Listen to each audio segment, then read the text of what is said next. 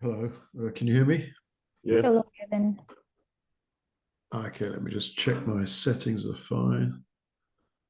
Can you Okay, hear us? okay, yeah, I hear you fine, thank you. How are you? Great. Great. In a rush today between meetings. How are you? Good, good. I hopefully we'll see each other in Skopje next week at the seminar, right? Yeah, Um, we received the invitation and yeah, will attend. Yeah. yeah. We decided to organize it with a seminar with FITD to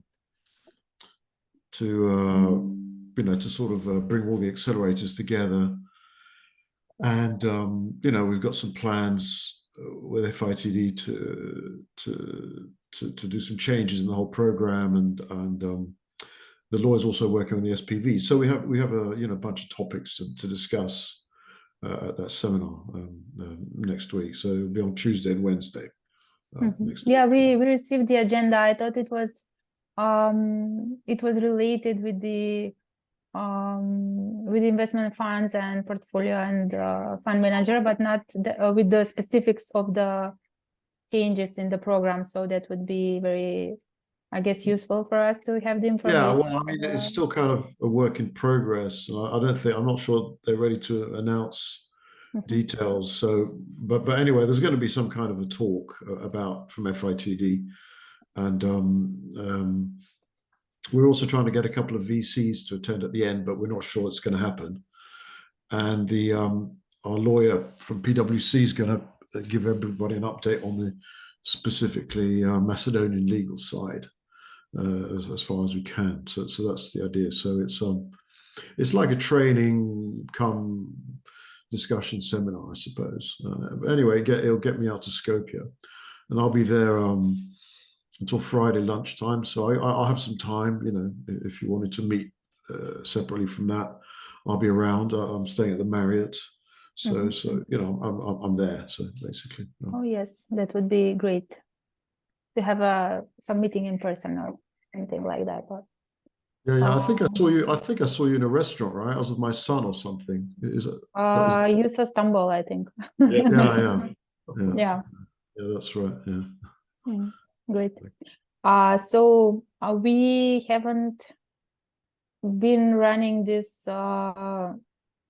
idea of ours of creating an investment fund with the pace that we imagined at the first place, as you can see, since we had a lot of, let's say, applications for projects, and we got several of them, the majority of them. So at the end of the year and the beginning of this year.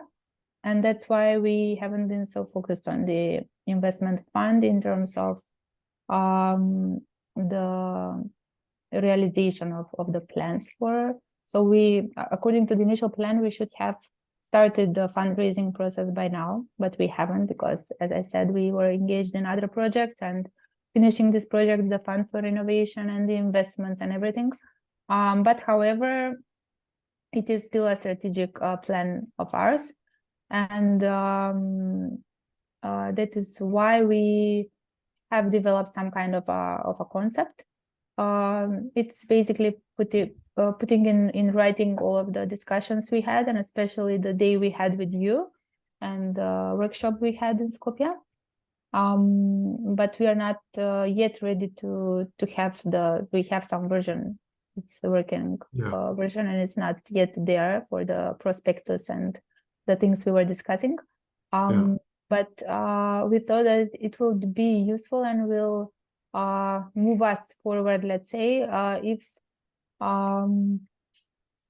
we made a decision at this point where to establish the fund. So it's we had several discussions with more experienced, let's say, and fund managers and our partners from international, also with institutions that we thought could be part of the investors. But it's very difficult for a Macedonian fund to be established. So for a Macedonian fund, so a fund which is established here and running its operations here, although not limited to the startups in terms of investment in Macedonia, but we want to go more regional. But having all this in mind, we consider it very difficult to have the fund operating here or just limiting the territory of Macedonia. Yeah, of course. So that's why, yes, that's why we thought it would be very useful if you had some input here for us in terms of some kind of maybe research or analysis or your experience, practical, of opening a fund in maybe the Netherlands or the UK, or that those are the countries that we assessed as more friendly in terms of the conditions for opening the fund, because maybe Luxembourg is very expensive for us, but we had discussions also with ICT Hub, if you know them, from Serbia. They are now working on opening an investment fund of 100 million euros. So they are considering these three countries. It's UK, Netherlands, and the third one was Swiss, some kind of a small boutique version of you are muted. efficiencies. Can you hear me, Can guys? you hear Samuel? Because we are the Yes, same. I can hear you. Yeah, I was. It just occurred to me if I was just trying to get the link, but I haven't managed. But if I think you're familiar with my YouTube channel by now, right? I Yes. suppose. Yeah. There's if you go to my YouTube channel, I have a film clip on how to set up a private equity fund in Luxembourg. But obviously, it's a bit more expensive, and I also have a clip on how to set up a private equity fund in Ireland. And what I did is I did some research and made it. It's a clip designed to help fund managers get their ideas clear on how they can set up and what the options are. And I can't get you the link right now, but if you can find it, right? There's Yeah. Yes. one is about how to set up.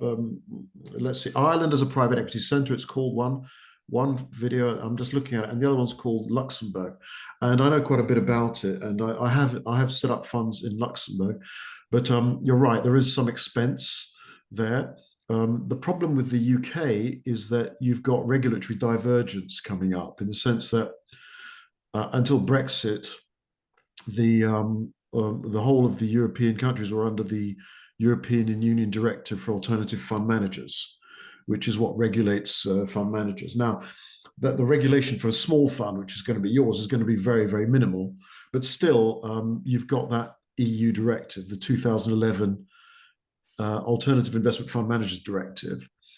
And the problem with the UK now is that because of Brexit, they're now leaving that regulation and diverging. So at the moment, it's quite similar. But in the future, you might have a problem if you set up in the UK with being able to do things in Europe. Because most EU countries, accession countries, are going to be using the 2011 directive as a kind of template model, let's say, for their funds. So that's one thing to bear in mind. So from that point of view, you might also look at Ireland. That's also an option. But the main issue is that for most funds, it's a question of tax, of regulation, of things. But for small funds, cost becomes a very material part of it. Yeah. And it used to be that the cheapest way to set up was to set up a partnership in Scotland. That was extremely inexpensive. But you've got this problem with regulation. So I could spend some time with you talking about it when we see each other in Skopje. But I mean, I know quite a bit about the regulations and about setting up funds. I mean, you've got various costs. You know, you've got the cost of setting up the fund itself, the fund structure, the fund manager, and then you'll have things like notary costs and various other setup types of fees. But I've made some estimate of in these two video clips. You'll see I estimate the costs in a realistic way, because normally they don't. You know, if you try and talk to a lawyer about setting up, they don't tell you everything. You know, that there's various costs that you have to find. So Malta used to be a good option, but there's been some scandals and some problems there with Malta. So that's not been very good. Cyprus also was for a while popular, but it's got this kind of Russian connection now. Yeah. Then you also had the United Arab Emirates, but I think for you guys that might be a bit too remote. So I guess I would shortlist. I would look again at Luxembourg, look at my estimates of the cost, because it depends how you do it, right? And Ireland, the UK is the issue of regulation, Netherlands, but Netherlands isn't that cheap either. Yeah, and those would be the main ones that come to mind. But you could also eventually do something like Delaware in the US, but I think you're better off doing a European because of it's very remote as convenience, well. because then you get a different time zone. It's difficult to manage it properly. So I'd probably go with Europe, but I wouldn't do no Cyprus, no Malta, UK maybe, in which case you could go for a partnership structure. And remember also you can have the fund in one country and the fund manager in a different country as well. So you can also do that. But anyway, I don't want to bombard you with too much right now. I can help you with that. I mean, I can help you with it. And you know, and I sit in the body of a fund manager because a lawyer will only see certain aspects to it. So have a look at those two videos. You know, they're quite, and we can talk about that because I've done a lot of research on underlying. But those would be my options. You know, Ireland, Luxembourg, UK, Netherlands. I mean, that's probably most of it. I mean, probably the UK is the cheapest, but you've got the problem of divergence with Brexit. So you've got that issue. I mean, it's not a big issue. It may still be possible, but anyway, those are just some thoughts from my side. And I mean, how much work have you done in terms of your research on this? I mean, what kind of size of fund are we talking about roughly? So the size would be 2.5 up to 3 million euros. Yeah, okay. So but yes, we had discussions with a lawyer investment which has a lot of experience in the investment funds in Luxembourg, and he said that it's not very feasible and it wouldn't pay off to set up the fund in Luxembourg for the size of our fund. And then we came across an opportunity of opening up a fund in Greece, maybe, because they have some scheme which is governmental, and it's 1 million of private equity, private capital, with the 2 additional million provided by the government. So this is another opportunity that we are discussing, and also so the Greek thing isn't just about the legal and formal convenience of setting up. There's actually a program where the government would give you extra money. Is that what you're saying? Yeah. Okay, well that's a different story. I mean, I was looking at it from the point of view simply of, you know, the administrative costs and convenience and regulation. But if there is a money attached to it, you know, obviously that changes the story. Yeah, that's the main incentive there. And also there are a lot of projects which are cross-border now after solving the name dispute and everything. So the countries are becoming more closer, and maybe we can do something here in terms of collaboration with the Greek ecosystem. We already have some relationship as accelerator with them, so maybe it's a good idea. And also we were thinking in the direction of assessing the successful, let's say the success that the funds have, the regional funds have here, and maybe moving in that direction of comparing ourselves and our potential to this. So let's say expanding the region a little, which is our target. So that's why we were considering of involving Greece and maybe Romania.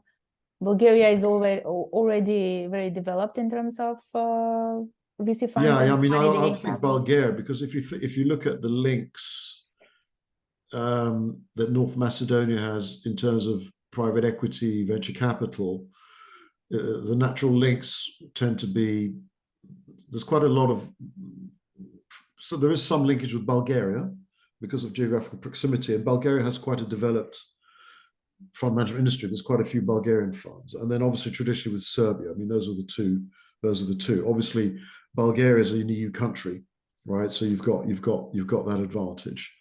Yeah, but also I wouldn't go with Bulgaria because it's on a different level of development. It's very developed in terms of access to capital and market and everything. So I would exclude Bulgaria here, but we can use the region of Western Balkans and Greece, maybe. Yeah, I mean, we might also consider Albania and Kosovo. Yes, yeah, and I mean, that was in the concept as well. Yes. Yeah, I think. I mean, if you look at what I would look at, I mean, there's obviously Albania and Kosovo because you've got obviously the Albanian population in North Macedonia. You've got Greece. you know, then further north, I mean, Croatia and Slovenia, I think, are a slightly different ballpark. You know, I think if you go too wide, it might not be credible, right? I mean, if you sort of go to Romania and do everything with a very small fund, I think that might be less credible. I think Romania has quite a big developed private equity industry and venture capital industry. There's a lot going on in Romania, just like Bulgaria. Whereas Kosovo and Albania, there's much less, and you might be able to get support from DFIs because it's their kind of underserved markets. So I would think about Greece, Albania, maybe Kosovo as a kind of attachment to it, something like that. Can I jump in here, Gavin? Yeah, sure. So we have three issues to resolve. The first one is the legislation, which you are discussing where to set up the fund. The second is identifying the market potential of Western Balkans, because that's the primary where we're aiming to go. Unfortunately, there are not much VC funds present, so I'm not sure how to measure the market potential within Western Balkans, but you are welcome to help us on that one. And the third layer is to see what are the achievements of the VC funds in the first layer of countries around Western Balkans. So we would like to invest in Western Balkan and maybe beyond. But in order to convince our investor of what's the potential of each euro invested, we need to provide them with certain analysis of what's the potential in this type of service. So therefore, the first question is, can you do structured analysis of the achievements of the VC funds present in EU around the Western Balkans? That include Croatia, Slovenia, Hungary, Romania, Bulgaria, and Greece. Because we might try to target some of their nationalities living there, and then to use this to use it as a pitch. We are trying to focus on Western Balkans, and the wider region has achieved this. So of each euro invested in startup, we managed to get multiple over as an aggregated data. Yeah, I mean and then we can have a discussion. Yes, we can target 3 to 5 to 7 million euros. It will be best to have the headquarters Skopje, Belgrade, Greece, or elsewhere, because we would like to achieve this with this fund. And then we have all the logical steps presented to the potential investors.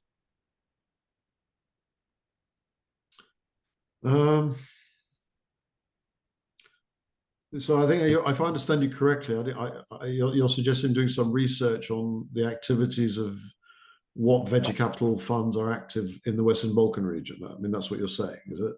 Yes, and usually funds are coming from the neighboring countries, which are already EU countries. So if we have under management at the moment, I don't know, 200-300 million euros, which have certain success, we would like to see what's the success of those funds, because some of those funds are covering talents coming from Western Balkans. Yeah, there are some. Because they're all on the outskirts of Europe, outside of the main dominant happening of the ecosystem for startups in innovation, and they have certain success. And if we can measure the success of the VC funds present around Western Balkans, then we have a potential market analysis for wider Western Balkans. Is it clear?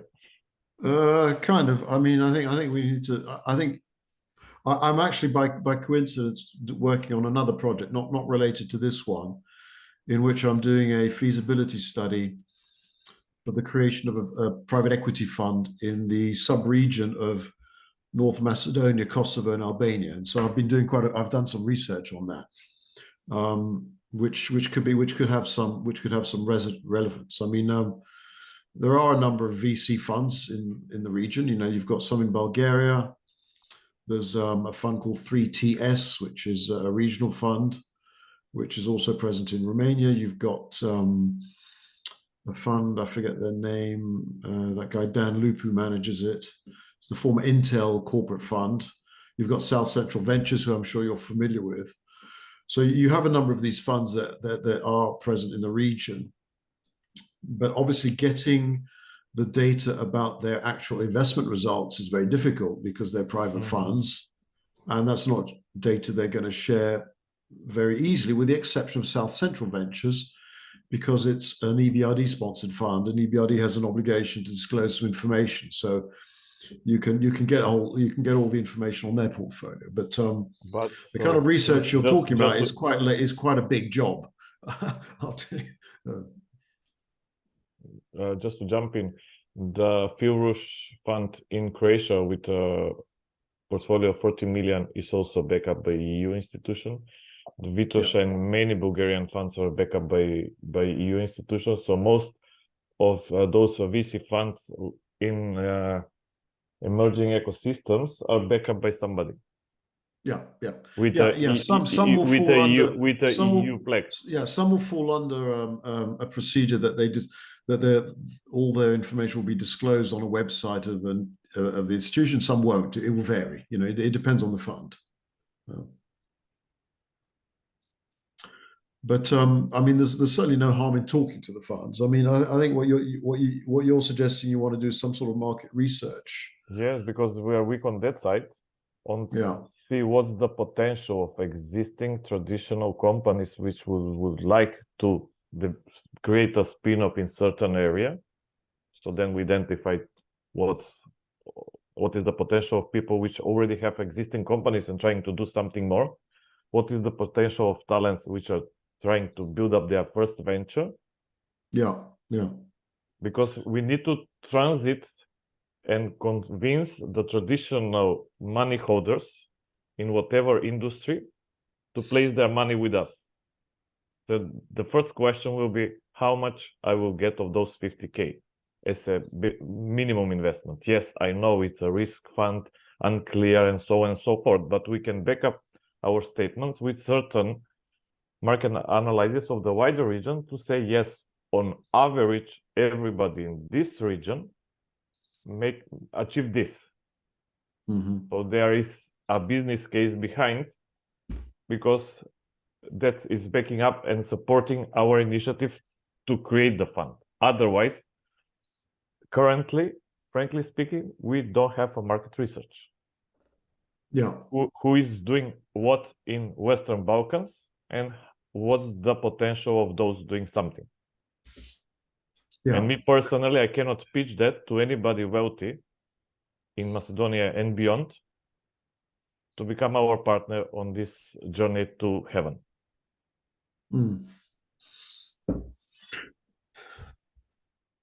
Well, I think there is a certain amount of market research there.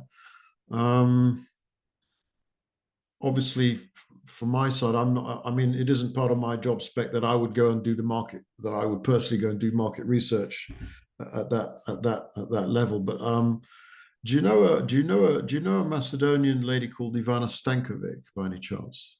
Yes. Yeah, she's got quite a lot of it. She used to be at South Central, and she's done some work with me on research on VC in the Western Balkans. And I think she's got some knowledge. I mean, we're talking about a market research exercise and collecting information, she might be able to help. So perhaps we could set up a meeting when I'm there. I don't know. Yes, we know that it's a very extensive job to do a market research. There are several reports and mapping on the ecosystem of Western Balkans, from Startup Genome and Startup Macedonia and GIZ, and several reports there, but they are too generic, and the information they provide, the relevant information for us, are not sufficient for us to pitch the idea and our goal of making the investment fund. So that's why I don't know, maybe you could think of some type of research that is already out there. And I know that I don't know if Ivana is working with Igor Majov on this research because he is now performing some type of research of how many investments there are, private equity, VC, what is their success by now? I don't know, potential unicorns, not just from Macedonia, obviously, but the region. Maybe, yes, we can have some discussions with them. But this is in from one side, the potential of the markets that we are now analyzing in terms of startups. I know that Serbia and Albania has deal room now, so we can find some basis here in terms of number of startups, what potential industries they are in, their coupon size and everything. And also from the other side, the VCs that exist, and find our niche market here. So that's why we would need this type of research already made. And we know that it requires a lot of resources in order for this type of research to be done. Yeah, I mean, I was going to suggest, I don't know, you probably haven't heard of it. There's a lady called Mira Marovic, and she's the president of the Croatian Venture Capital Association. She's been the president of that for quite a few years. And a lot of her work is research, particularly in the Western Balkans and Southeast Europe. And she's often been commissioned to do research by various European DFIs, and she's really knowledgeable. I mean, obviously she knows the Croatian market back to front, but she's also very knowledgeable about the wider market. That's Mira. Let me just check her name. I talked to her about 3 or 4 weeks ago about something. Let me just check. And, she could be worth talking to. Let me just see. Let me just check if I've got her name here. Mira.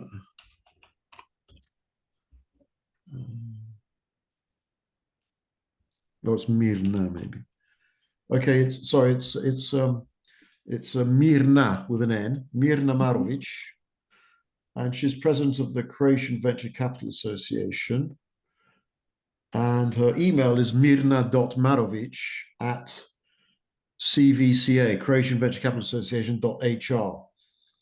And she can be helpful if she wants to be. And she has a very large knowledge of, and she's been in the market for many years she's not a fund manager, obviously. She's president of the professional association, but in that capacity, she has a kind of overview of everything that's going on.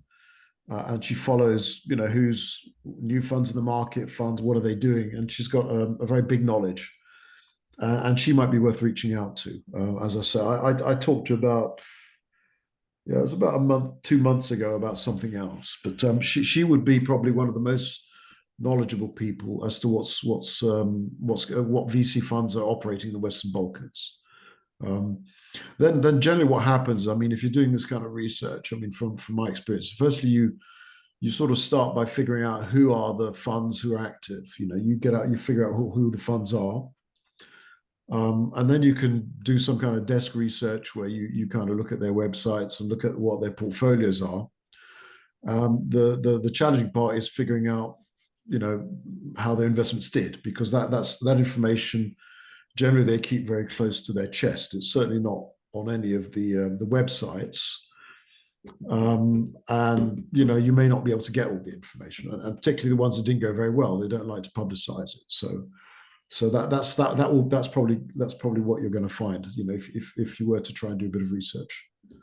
But Mirna might be worth approaching. Okay, we can approach her. Istanbul already has her contact. Yes. I gave you her email. Yeah, you can find her on LinkedIn and everything. We are friends on LinkedIn. Oh, you know her already? Oh, okay. Yes.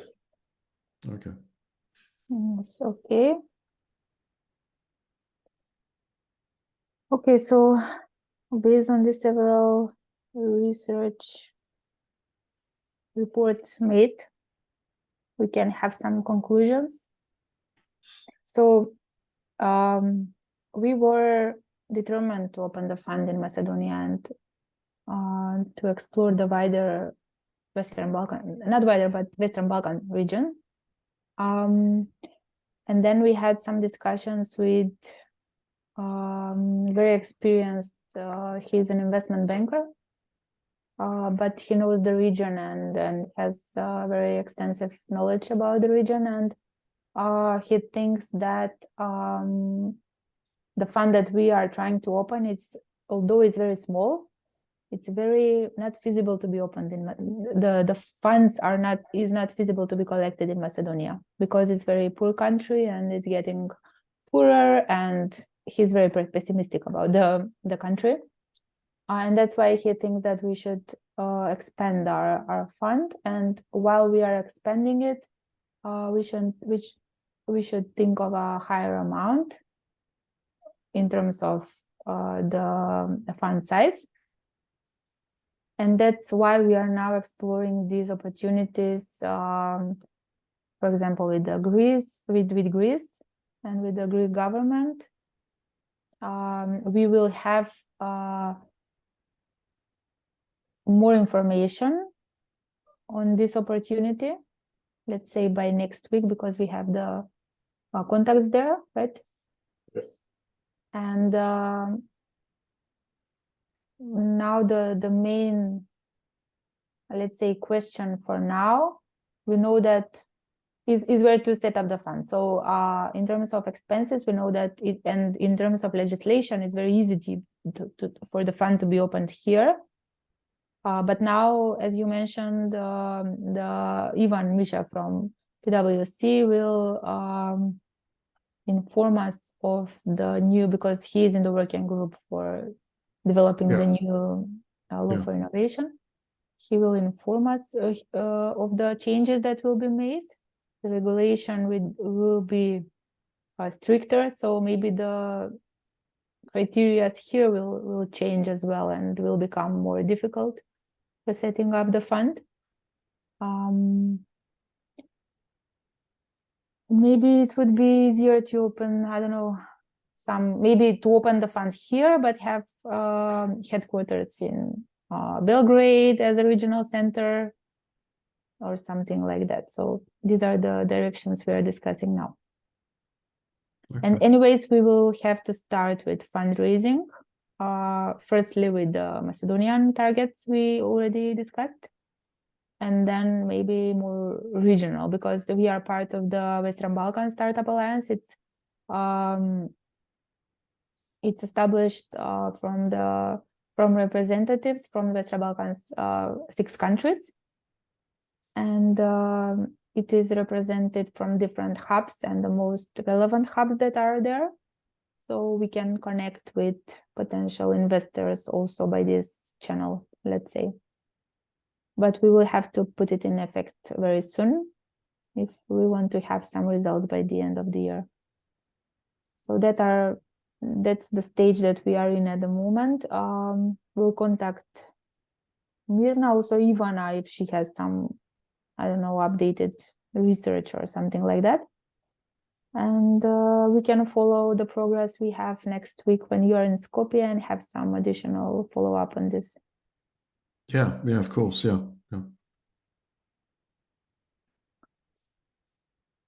Okay, Istanbul, that's something. Also, we will look at the YouTube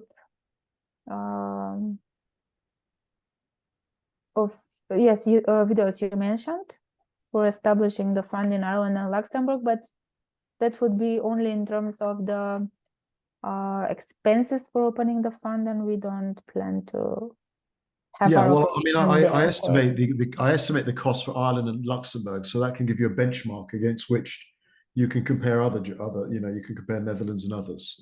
So yeah, for Luxembourg, I think that it was quite high because we already had the discussions, but we can see for Netherlands and Ireland.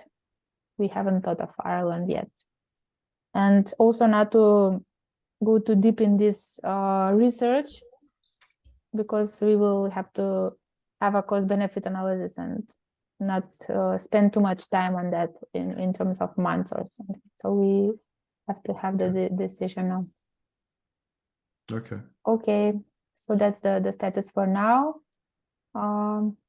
So I'll see you guys in Skopje next week, I guess, right? Yes. Yes. We will Okay. see each other then and discuss further. Okay, great. Okay. Thank you, Gavin. Have a nice day and see you Okay. next week. in Thanks. Skopje. Hope it helped. Thank you very much. Bye bye. Bye. Bye-bye.